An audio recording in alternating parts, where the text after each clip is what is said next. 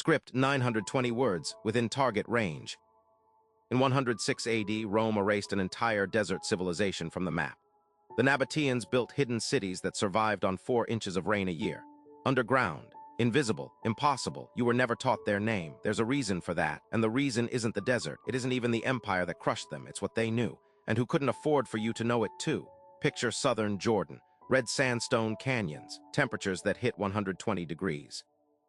No rivers, no lakes, almost no rain. This is where the Nabataeans lived, starting around the 4th century BC. They weren't farmers first, they were traders, nomads who controlled the incense routes running from Yemen to the Mediterranean. Frankincense, myrrh, spices worth more than gold. And somewhere along that trade route they stopped moving. They carved a capital directly into rock. They called it Rakhmu, you know it as Petra. By 100 BC it held up to 30,000 people.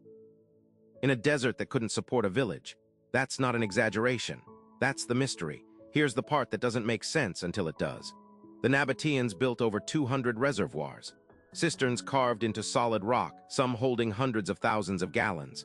They engineered channels that caught flash floods, the same floods that kill people in that region today, and redirected every drop into storage before it could evaporate or flood the city. They built dams to stop water from destroying Petra's main entrance, the Sick, a canyon so narrow 2 camels can barely pass. They terraced hillsides for agriculture in a place that gets less rainfall than most of the Sahara. Modern hydrologists have studied Nabataean water systems and confirmed something uncomfortable. Their capture efficiency rivaled systems we consider advanced today, nearly 2,000 years before modern engineering, in a place we still call uninhabitable. And they didn't just survive there. They built one of the wealthiest cities in the ancient world, but water wasn't the strangest part. The Nabataeans left almost no records of their own. No epic poems, no histories bragging about their empire. What we know comes mostly from Greek and Roman writers describing a civilization from the outside, often with contempt. Strabo called them wealthy but simple. Diodorus described them as bandits who happened to get rich. Meanwhile, archaeologists keep finding evidence that contradicts that story completely. Pottery thinner than eggshells, so refined that for over a century museums mislabeled it as Roman. Tombs carved with Greek architectural details fused with something entirely their own. A trade network stretching from India to Rome. And still, only around 15% of Petra has ever been excavated. 85% remains buried, untouched, unread, but here's what doesn't add up. If the Nabataeans were this advanced, this wealthy, this connected, why does almost nobody outside archaeology circles know their name? Rome didn't destroy Petra. There's no massacre, no burned library, no single catastrophic event. Rome simply annexed Nabataea in 106 AD, absorbed it quietly into a new province, and folded its history into someone else's narrative. No war crime, no headline, just administrative erasure. And once a civilization stops writing its own story, and the people who conquered it get to write it for them, something else starts happening to the record. Something slower, something that looks less like war and more like editing. Here's the part that should bother you more than a war would.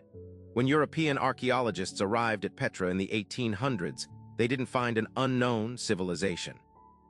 Nabataean identity was still visible in inscriptions, in Nabataean Aramaic, in the shape of the city itself. But 19th century scholarship had a problem. Ancient advanced engineering, water systems, urban planning, monumental architecture was being framed again and again as a Greek achievement, a Roman achievement, a European inheritance. A desert-born Arab people engineering solutions Rome later copied didn't fit that framework. So historians did what colonial-era scholarship often did with inconvenient facts. They didn't erase the ruins. You can't erase sandstone carved 40 feet high. Instead, they minimized the builders. Petra got reframed as a Hellenistic city, Greek influence doing the real work, Nabataeans reduced to background labor with borrowed taste.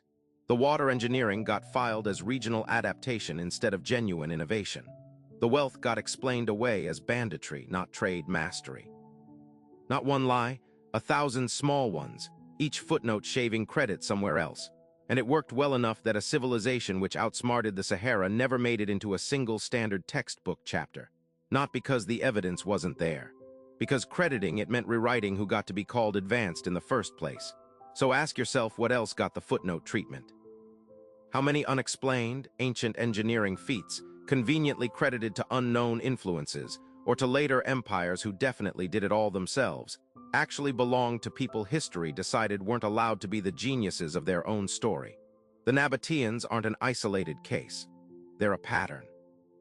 A civilization can leave physical proof, carved rock, working infrastructure, direct evidence, and still lose the authorship of its own achievement, simply because whoever wrote the history afterward had a narrative to protect. Petra survived. The people who engineered it barely did in the story we still tell. 85% of Petra is still buried under sand and silence. Nobody knows what's down there. Nobody's funded to find out. So the real question isn't how the Nabataeans beat the desert. It's what else is still underneath it, waiting for someone willing to give them credit.